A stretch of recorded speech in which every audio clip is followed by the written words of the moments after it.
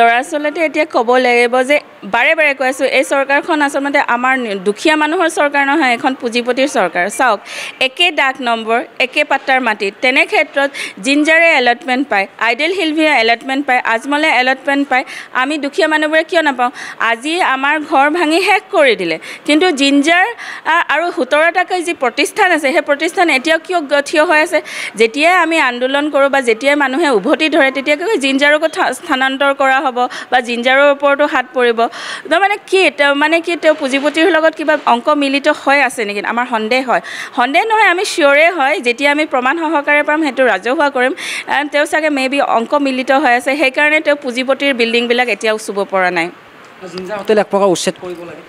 উচ্ছেদটো কৰিব লাগে, সেই 17টা প্ৰতিষ্ঠানে উচ্ছেদ কৰিব লাগে। সেই 17টা প্ৰতিষ্ঠানক কেনেকৈ তেওঁ ম্যাদী পট্টা দিছে? তেওঁলোকে যদি ম্যাদী পট্টা পায় তেতিয়াহ'লে আমি কিয় ম্যাদী পট্টা নাপাওঁ? আৰু যদি জলাশয় আইনখন চবৰ কাৰণে সমান হ'ব লাগে, পুঁজিপতিৰ কাৰণে বেলেগ আইন, দুখীয়া মানুহৰ কাৰণে বেলেগ আইন, এইটো কেনেকুৱা ধৰণৰ কথা? আৰু বেদখলকাৰী আমাক কৈ থাকে, জিঞ্জাৰ কেনেকৈ দখলকাৰী হ'ল সেইটো কথা কওক। জিঞ্জাৰৰ যি মালিক আছে তেওঁ কি জন্মসূত্ৰে অসমৰ নেকি?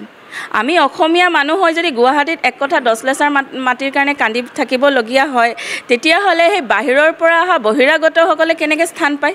নিশ্চয়। সেই আজি আপুনি চাওক, আমাৰ মানুহে ইয়াত চাকৰিৰ কাৰণে হেৰি কৰি থাকে। আপোনালোকে চাব দেই, মই উদাহৰণটো দিছোঁ, কিন্তু বাহিৰৰ পৰা আহি পেলাই ইয়াত চাকৰি কৰি থাকে, কিন্তু আমাৰ মানুহে চাকৰি নাপায়।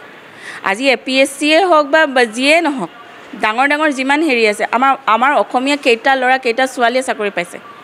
আৰু অনা অসমীয়া ইয়াত ঠিকা ঠুকলি কৰি আছে। আপুনি মন্ত্ৰী অশোক সিংহালৰ পুতেকসকলকে চাওক, তেওঁ বাহিৰাগত মানুহ হৈ পেলাই ইয়াত মিনিষ্টাৰ হৈছে। তেওঁৰ ল'ৰাই যিমান প্ৰটেক্ট পাইট যিমান আছে চবতে তেওঁৰ আপোনালোকে গুৱাহাটীৰ অলিয়ে গলিয়ে প্ৰটেক্ট পাইটৰ বিল্ডিং দেখা পাব। তাৰ সলনি আমাৰ অসমীয়া মানুহ কাৰোবাক কণ্টেক্ট দিয়ক না, অসমীয়া মানুহক কাৰোবাক হেৰি কৰিব দিয়ক। ইমান খিলঞ্জীয়াৰ কথা কৈ থাকে। অনা অসমীয়া তেওঁৰ কাৰণে কিয় ইমান টান কৰ্তা হ'ল? তেওঁ নৰেন্দ্ৰ মোদীৰ দৃষ্টি আকৰ্ষণ কৰিবৰ কাৰণে তেওঁ অনা অসমীয়াসকলক ৰক্ষণাবেক্ষণ দি থাকিলে নহ'ব নহয়। অসমীয়া মানুহ অসমীয়াৰ কথা কওক, তেওঁ যিহেতু কয় তেওঁ অসমীয়া বুলি।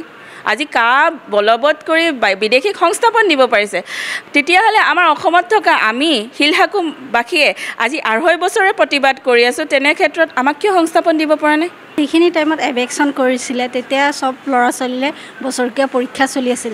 আৰু মোৰো 2টা ল'ৰা ছোৱালী সৰু সৰু, যিখিনি টাইমত সিহঁতি মানে স্কুল পঠাইছোঁ এইখিনি টাইমতে তেওঁলোক এভেকশ্যনটো কৰিছিলে। আৰু এটা কথা কি, ল'ৰা ছোৱালীখিনি যে স্কুলৰ পৰা আহি যে এগিলাছ পানী খাব, এইটো খাবলৈও আমাৰ মানে জাগা নাই। আৰু এনেকুৱা টাইমত এভেকশ্যনটো কৰিছে, মানে একোটা মানে আমি ক'ব পৰা নাই যে আপোনালোক কিয় এভেকশ্যন কৰিছে। ঠিক আছে, এভেকশ্যন কৰিছে, ঠিক আছে, মানি লৈছোঁ যে ঠিক আছে, চৰকাৰী মাটি বা কিবা, যদি সিহঁতে আইনখন আনিছে চবৰ কাৰণে সমান হ'ব লাগে। পুঁজিপতিৰ কাৰণে বেলেগ, আমাৰ সাধাৰণ মানুহৰ কাৰণে বেলেগ, এইটোতো কেতিয়াও নহয়। যে এইখন RCM, এইখনতো মেইন নলাটোৰ সন্মুখতে, এইখন আজিলৈকে ভাঙা নাই, কিন্তু আমাৰ সৰু সুৰা ঘৰবিলাক ভাঙিছে। আৰু এটা কথা হ'ল কি, ইমান দিন হ'ল, 2.5 বছৰ হ'ল, আমি 2.5 বছৰ ধৰি আমি আন্দোলন কৰি আছোঁ। আমি সচলতে বহি কেনে আন্দোলন কৰি আছোঁ, কিন্তু তাৰ পিছতো হেমন্ত বিশ্ব শৰ্মা আমাক এবাৰ খবৰ ল'ব নাহিল যে ঠিক আছে, যে মানুহখিনিক এবাৰ চাই যাওঁ কি কেনেকৈ আছে। আমিতো তেওঁকে ভোটটো দিওঁ, আমিতো বেলেগক আকৌ ভোট নিদিওঁ। তেওঁ খিলঞ্জীয়াৰ কথা কয়, আজি ক'ত গ'ল খিলঞ্জীয়া? ক'ত গ'ল হিন্দু মানুহৰ সুৰক্ষা দিম বুলি ক'ত গ'ল এতিয়া? আপোনালোকক ঘৰসমূহ উচ্ছেদ কৰা হ'ল, আপোনালোকৰ সংস্থাপনৰ কথা আছিলে, আপোনালোকক এটাকৈ ফ্লেট দিয়াৰ কথা আছিলে, একো ব্যৱস্থা হয়। যেতিয়া এভেকশ্যন কৰিছিলে, যেতিয়া আমাৰ মানে প্ৰতিবাদটো বহুত উগ্ৰলৈ গ'ল, তেতিয়া তেওঁ কৈছিলে মোক যি লাগে, ফ্লেট লাগে মই ফ্লেট দি দিম, 30-40 লাখ টকা লাগে এইটোও দি দিম, কিন্তু যি লাগে মই তাকে দিম। কিন্তু আজিলৈকে নে 1 টকা এটা দিলে, নে এটা পানীৰ বটল দিলে, নে আজিলৈকে আমি কোনো ক্ষতিপূৰণ পালোঁ। আপোনালোকক উচ্ছেদ চলাই সেই 17টা প্ৰতিষ্ঠান জিঞ্জাৰ হোটেলক ৰক্ষণাবেক্ষণ দিছে একদম। এইটোতো একদম মানে আপুনি ক'বই নালাগে। এইটো মানে কি চকু মুজি আমি ক'ব পাৰোঁ যে এইখন চৰকাৰ কাৰ লগত আছে। এইখন চৰকাৰ সাধাৰণ মানুহৰ কাৰণে নাই, পুঁজিপতিৰ কাৰণে আছে। আপোনাৰ এতিয়া চাব আইডেল হিলভিউটো আছে, 17 মহিলা, এইটোতো মেইন নলাটোৰ মুখতে। আকৌ আপোনাৰ আজমলৰটো আছে, 2টা বিল্ডিং। কোনো এইবিলাক যদি থাকিব পাৰে, আমি কিয় নোৱাৰোঁ থাকিবলৈ? নমস্কাৰ, মই অজয় ফুকন, আৰু এইখিনিতে সমূহ এনি ভাৰত চেনেলটোৰ যিসকল কৰ্মকৰ্তা আছে সকলোৰে মোৰ ফালৰ পৰা শুভেচ্ছা জ্ঞাপন কৰিছোঁ। অসমৰ আচলতে সংবাদ জগতত নতুনকৈ আচলতে এটি আত্মপ্ৰকাশ ঘটিছে। আমাৰ নিউজ চেনেল এনি ভাৰত, আৰু এনি ভাৰতৰ এটা খুব ধুনীয়া এটা অনুষ্ঠান হ'বলৈ গৈ আছে।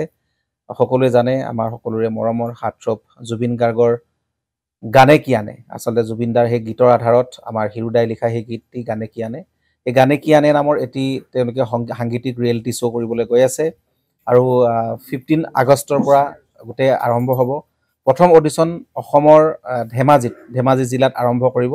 গতিকে সমূহ যিসকল প্ৰতিভা আছে, যিসকলে গান ভাল পায়, যিসকলে তেওঁলোকৰ নিজৰ প্ৰতিভা আচলতে দেখুৱাব বিচাৰে, এই ৰিয়েলিটি শ্ব'ত গানে কি আনে এই প্ৰতিযোগিতাত অংশগ্ৰহণ কৰক আৰু খুব ধুনীয়া আপোনালোকে সুবৰ্ণ সুযোগ লাভ কৰিব। লগতে ইয়াতে পুৰস্কাৰ আছেই, বিভিন্ন ধৰণৰ উপহাৰো আপোনালোকে লাভ কৰিব, আৰু লগতে এগৰাকী প্ৰতিষ্ঠিত আচলতে এগৰাকী শিল্পী হিচাপে অসমৰ সাংস্কৃতিক জগতত আপোনালোক প্ৰতিষ্ঠা লাভ কৰিব। গতিকে গোটেই অনুষ্ঠানটোলৈ মোৰ ফালৰ পৰা শুভকামনা থাকিল, আৰু লগতে এই অনুষ্ঠানটোত আপোনালোকে অংশগ্ৰহণ কৰিব। আমিও আছোঁ আৰু সকলোকে আমি লগ পাম। ধন্যবাদ।